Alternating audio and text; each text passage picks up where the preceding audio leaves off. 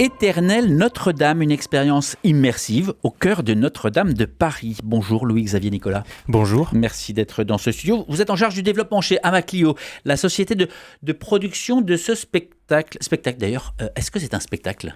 Oui, on parle de spectacle. C'est en réalité virtuelle, effectivement, mais on parle tout de même de spectacle parce que l'idée, c'est effectivement de donner de l'émotion. Donc voilà, on parle de spectacle pour cette expérience de 45 minutes sur l'histoire de Notre-Dame de Paris. Alors, c'est l'histoire de Notre-Dame de Paris. Vous me direz, mais ici, on est dans les Hauts-de-France. De quoi s'agit-il ? Donc, ce n'est pas Notre-Dame de la Treille à Lille, mais c'est bien Notre-Dame de Paris. Oui, effectivement, c'est bien Notre-Dame de Paris et pas Notre-Dame de la Treille. L'expérience a débuté à Paris, d'ailleurs, il y a 4 ans.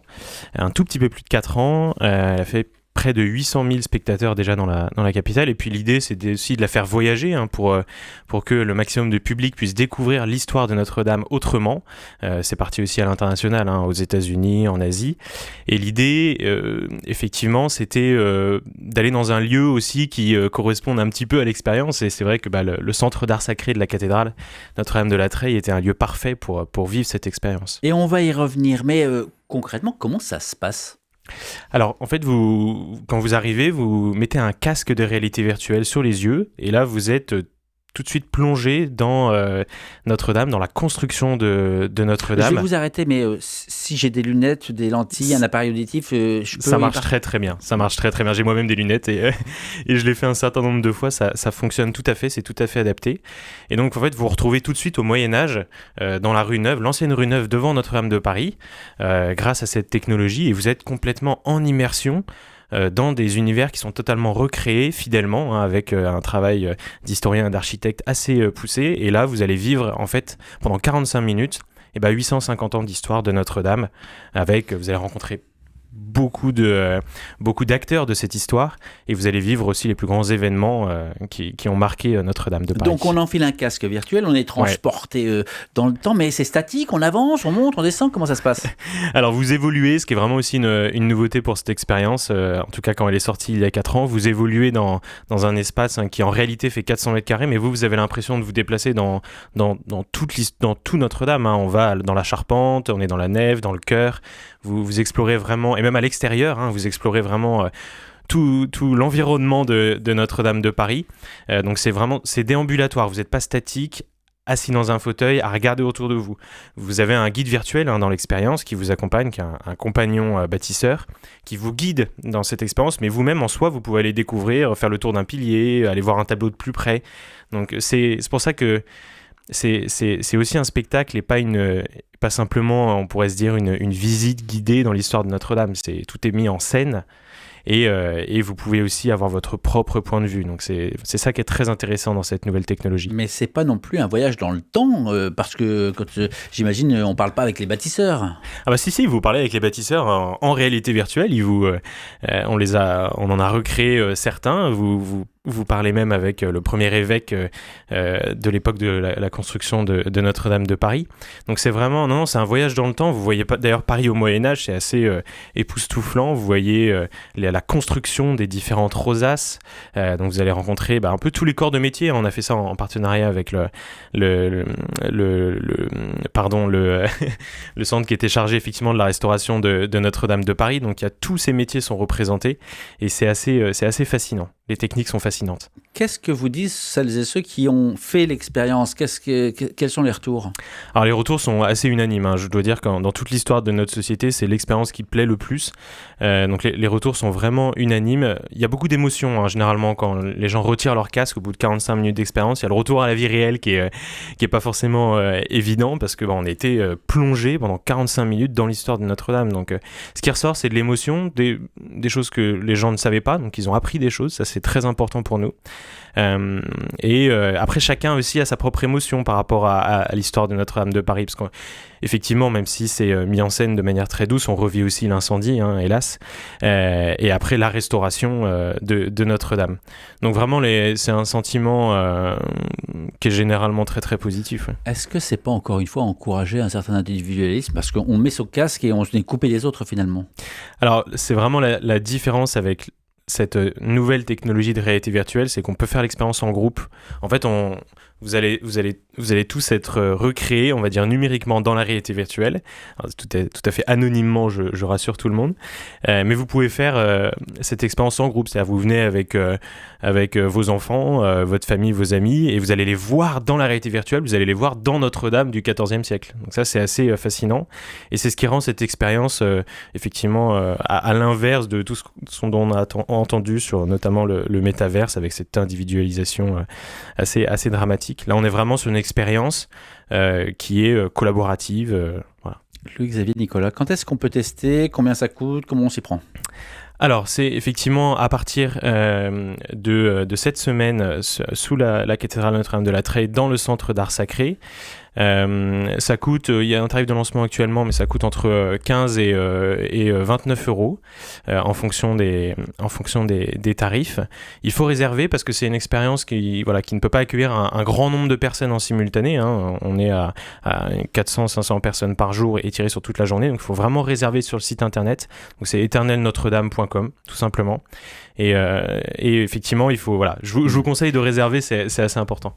L'entrée d'Éternel Notre-Dame, vous l'avez dit, se fait donc sur le côté de la cathédrale de Lille, d'où d'ailleurs on peut apercevoir les studios d'RCF. Et si vous levez la tête à gauche, vous verrez les logos d'RCF. C'est donc par le centre d'art sacré. Ça peut paraître étrange de découvrir Notre-Dame de Paris, alors qu'on est précisément sous Notre-Dame de la Treille à Lille.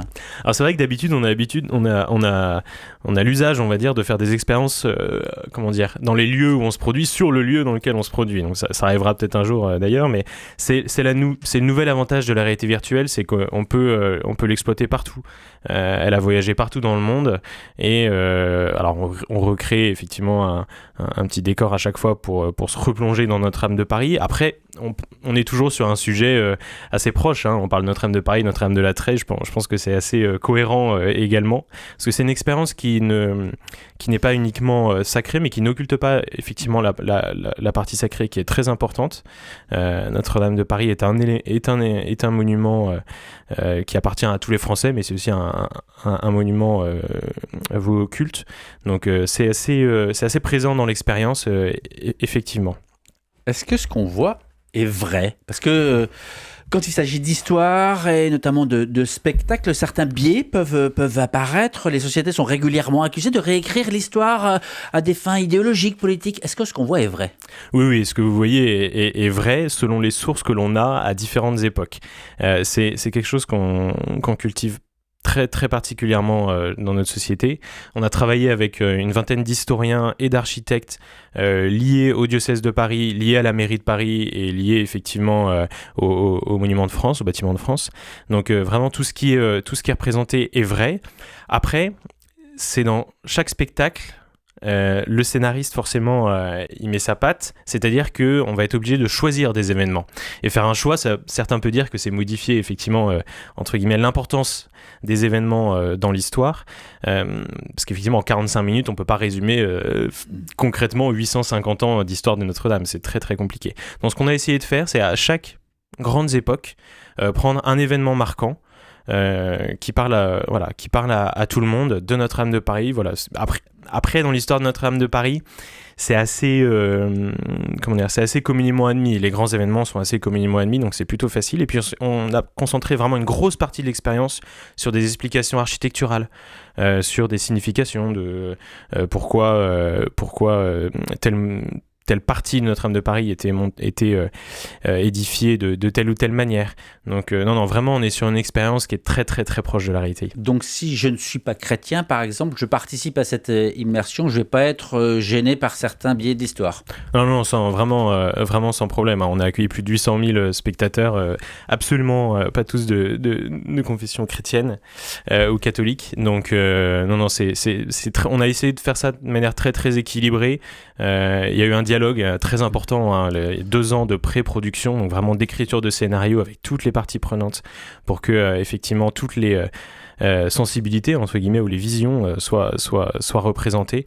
Donc non, tout le monde peut la faire. On l'a vu au moment de l'incendie de Notre-Dame, chacun a une histoire particulière avec Notre-Dame de Paris, que ce soit à distance ou plus proche. Est-ce que ça ressort à la fin de l'immersion? Est-ce qu'on continue d'entretenir cette expérience?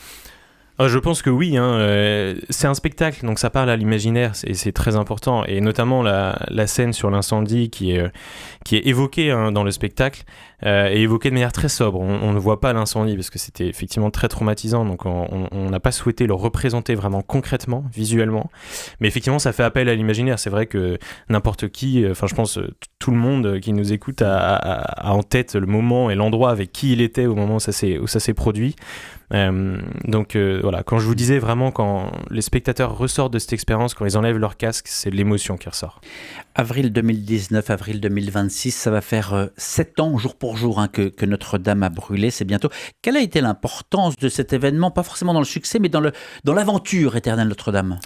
Majeur, hein. L'expérience éternelle Notre-Dame a été conçue juste après l'incendie. Hein. On a commencé dès après l'incendie avec le groupe Orange, avec l'unique objectif de permettre aux visiteurs de pouvoir continuer à visiter Notre-Dame même autrement. Donc c'est vrai que ça a été intimement lié aux travaux de restauration, parce que même quand on a dû refaire en 3D toute la cathédrale, tout a été vraiment très lié aux travaux de restauration. Et c'est vrai que l'expérience a connu un boom, si je peux m'exprimer ainsi, au moment de la réouverture, c'est évident.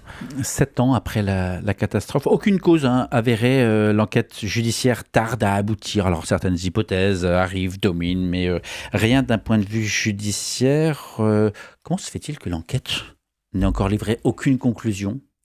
Alors je veux dire que moi je n'ai pas forcément toutes les informations. Ce que je sais, c'est qu'effectivement c'est un sujet qui est assez compliqué à traiter parce que les causes sont multiples. On a beaucoup discuté avec les architectes en chef de la cathédrale. C'est vrai que les causes sont encore très compliquées à donner, donc je vous avoue, j'ai pas forcément d'informations là-dessus, mais c'est vrai qu'on nous en parle à chaque fois. Hein. Ça ressort beaucoup chez les visiteurs. Et s'il y avait de nouveaux éléments, ils auraient leur place dans le spectacle ? Alors, je pense qu'on va essayer de garder, entre guillemets, la magie de la chose. Effectivement, c'est une question qu'on nous a posée aussi, c'est une question qu'on s'est posée, parce qu'il est possible de modifier, effectivement, cette réalité virtuelle, d'ajouter un chapitre. Mais on a préféré, garder l'angle sur l'histoire, vraiment l'histoire de Notre-Dame de Paris. Parce que c'est vraiment l'intérêt de la réalité virtuelle. Hein. On n'est pas là pour faire une simple visite guidée de comment tel ou tel monument est actuellement. Ça, effectivement, il faut aller voir le monument, c'est très important. La réalité virtuelle n'est qu'un complément qui permet de voir l'histoire. Alors au-delà de l'expérience plus ou moins, même pour le moins originale, au-delà aussi du fait de se réapproprier, ou enfin de proposer de se réapproprier l'histoire des cathédrales de manière plus générale, quelle est la volonté derrière la proposition ? La volonté, c'est en fait de donner à l'envie d'en découvrir plus sur tel ou tel pan d'histoire ou de patrimoine. Hein. C'est vraiment tous les spectacles qu'on réalise chez Amacle Productions, il y en a eu plus d'une centaine. C'est vraiment ça. On n'est pas là pour apprendre totalement tel ou tel pan d'histoire. Quand vous allez ressortir de l'expérience, vous ne connaîtrez pas tout sur Notre-Dame, mais vous en saurez a priori déjà un peu plus qu'en y entrant. Et puis surtout, je pense que vous aurez envie d'en découvrir encore plus par des livres, par une visite de Notre-Dame, même maintenant qu'elle est heureusement réouverte. Donc ça, c'est assez important. On prétend pas remplacer une visite de monument aussi, parce que c'est une critique qu'on peut faire souvent à la réalité virtuelle. C'est-à-dire, vous faites une réalité virtuelle sur Notre-Dame, quel est l'intérêt d'aller visiter Notre-Dame derrière ?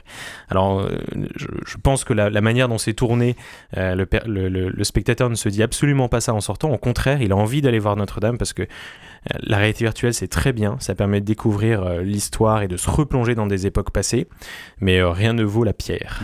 Et le vertige, on peut même l'avoir apparemment, si j'ai bien compris. Oui. Non, le cerveau humain est assez extraordinaire parce qu'effectivement, on se surélève un moment dans Notre-Dame et on peut avoir un peu le vertige. Alors ne vous inquiétez pas, on a une version sans vertige aussi, pour les personnes qui pourraient avoir un peu peur là-dessus. Mais c'est vrai que le cerveau s'adapte très très vite et on peut avoir un peu le vertige.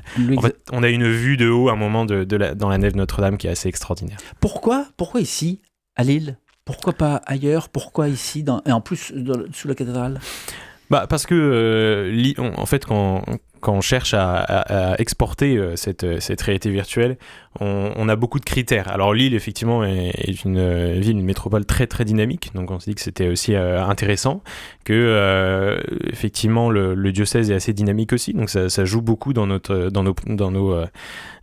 critères, on va dire, et puis parce que c'est les premiers qui aussi avec qui on a échangé très rapidement et qui étaient très disposés à faire venir cette immersion ici. Donc le dialogue a été très rapide et très facile. Donc l'Église est une de vos interlocutrices ? Oui. Bien sûr. Oui, bien sûr, toujours. Là, on est sur un sujet en plus qui est religieux, donc c'est toujours très important. Louis-Xavier Nicolas, en charge du développement chez Amaclio, la société de production de ce spectacle Éternel Notre-Dame. Merci à vous d'avoir pris le temps de venir répondre à ces questions. Vous me rappelez un peu les dates, les horaires, les prix ? Alors c'est ouvert du lundi au dimanche, alors simplement toute la journée sauf le dimanche après-midi, de 10h à 20h en semaine et de 12h à 20h le dimanche. C'est entre 15 et 30 euros et c'est vraiment tout public à partir de 8 ans, parce que l'arrêté actuel est déconseillé en dessous de 8 ans. Mais vraiment de 8 ans à 99 ans si ce n'est plus, c'est très adapté même pour les personnes assez âgées. Donc voilà, c'est une expérience que vous pouvez découvrir donc, à partir de cette semaine et pour une durée d'1 an. Merci à vous et on précisera également que chez RCF, vous allez pouvoir gagner des places bientôt en nous écoutant. Merci d'avoir fait le déplacement. Merci à vous. L'entretien va être à retrouver sur la page YouTube d'RCF Hauts-de-France et sur le site rcf.fr région Hauts-de-France.